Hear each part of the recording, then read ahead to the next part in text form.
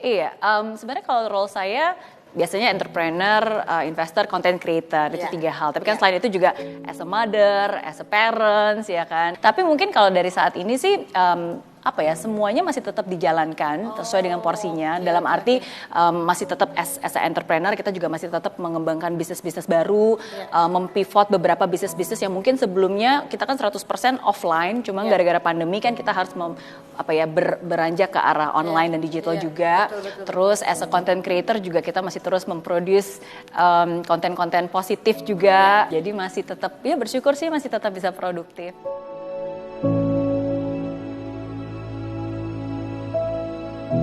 Sebenarnya Wanita Sejuta Dolar itu saya bisa bilang kisah lama ya, karena kan itu udah terjadi dari sejak berarti usia saya 26 tahun, bersyukur bisa dapat $1 juta pertama di usia 26 tahun. Jadi pada satu pencapaian yang di Singapura, dan karena hal itu cukup diingat oleh banyak orang, dan akhirnya itu juga yang selalu terbawa sampai hari ini gitu. Jadi makanya kalau ingat Mary Riana ingatnya si Wanita $1 juta gitu.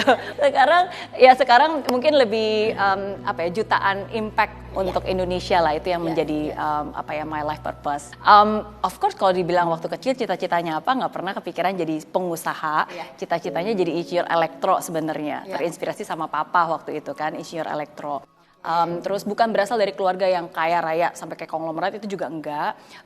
Dulu papa kerja sama orang, kerja di perusahaan internasional, dan penghasilan kita cukup, maksudnya ya cukup lah ya, keluarga sederhana gitu. Cuma yang terjadi ketika papa memutuskan untuk bekerja di pekerjaannya, berhenti dari pekerjaannya dan menjadi entrepreneur waktu itu, nah justru disitulah ketika beranjak ke bisnis, disitulah kami dari keluarga merasakan penurunan dari segi finansial.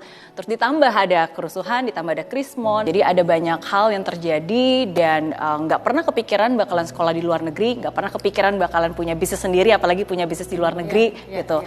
Ya tapi disitulah satu hal yang saya percaya dari hidup, ya kadang kita nggak tahu apa yang akan hidup berikan kepada kita kan. Yang awalnya terlihat seperti sebuah musibah gitu, tapi ternyata ya itu caranya dia gitu untuk bisa membawa kita ke satu tempat yang berbeda gitu, yang menjadi jalan hidup kita. Nah jadi titik baliknya itu ketika saya usia masih 18 tahun, baru lulus SMA, ada kerusuhan, ada krismon, ya terpaksa akhirnya saya merantau ke Singapura sendiri, karena kan nggak ada perencanaan, tapi karena kebetulan ada kesempatan dan ternyata dari nilai saya cukup baik, jadi saya melanjutkan kuliah saya di Singapura gitu. Nah tapi karena nggak pernah dipersiapkan dan orang tua juga bukan dari keluarga yang memang punya dana untuk bisa kirim keluar negeri, malah lagi down gitu kan. Nah jadi akhirnya udah harus hutang, mengambil pinjaman, hutang dengan pemerintah Singapura gitu. Dan akhirnya udah singkat cerita saya merantau di sana, hidup dengan keterbatasan, dan ya disitulah saya memulai perjalanan mimpi $1 juta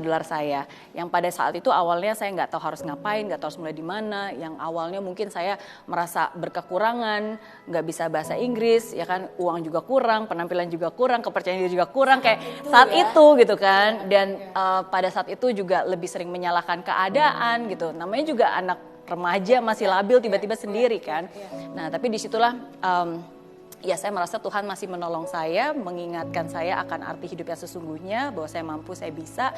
Dan disitulah akhirnya saya mengubah, kalau sebelumnya saya ngeliat kiri kanan, ngeliat keadaan, saya mencoba untuk melihat ke depan, berani bermimpi besar. Saya percaya bahwa masa depan saya jauh lebih baik daripada keadaan saya percaya bahwa nasib saya bisa saya rubah gitu. Saya percaya bahwa sekarang saya bukan siapa-siapa, tapi Tuhan pasti menciptakan saya bukan sampah kan, pasti ada sesuatu yang bisa saya maksimalkan gitu.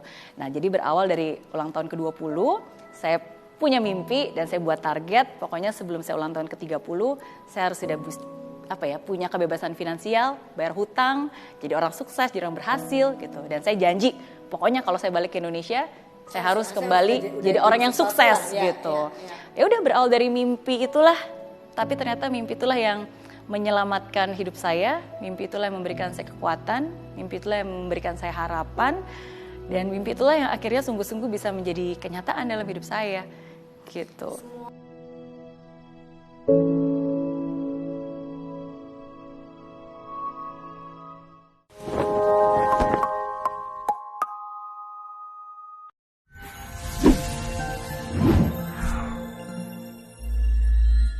Di aplikasi Mary Riana tersedia lengkap video-video YouTube terbaru saya, artikel yang up to date, post inspirasi, koleksi merchandise, workshop dan seminar yang bisa kamu dapatkan free dan download sekarang juga gratis.